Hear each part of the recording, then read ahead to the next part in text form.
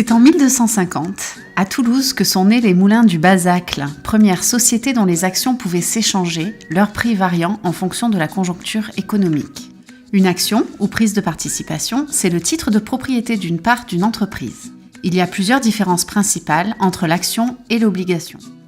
La première, c'est que la possession d'une action permet l'accès à la gouvernance. C'est comme être copropriétaire. L'actionnaire a voix au chapitre en assemblée générale et participe aux décisions de la société. Être actionnaire, c'est un engagement personnel. Contrairement à l'obligataire qui est seulement prêteur, l'actionnaire est propriétaire d'une partie du parc. La deuxième différence principale, c'est que si la rémunération d'une action est potentiellement plus importante, les risques le sont également. La rémunération d'une action, c'est des dividendes annuels en fonction des bénéfices de l'entreprise et une plus-value ou valeur résiduelle des actions, car l'actionnaire est propriétaire d'une partie d'un actif, parc éolien, centrale photovoltaïque. Un parc de production d'énergie a toujours une valeur qui évolue dans le temps en fonction de l'âge du matériel et du cours de l'énergie.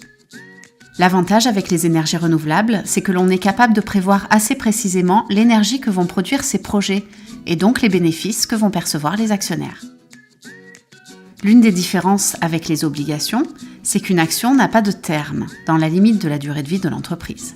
Ce sont donc des investissements de longue durée.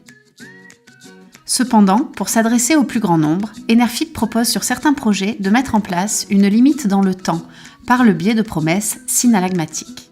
Ces promesses consistent à définir un horizon auquel les actions seront vendues aux développeurs du projet à un prix défini à l'avance. En général, cette durée oscille entre 5 et 15 ans.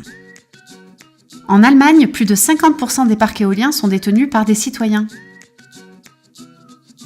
Le Danemark va plus loin en imposant que 20% du capital de chaque éolienne soit détenu par des citoyens. Alors, paré à devenir acteur de la transition énergétique ?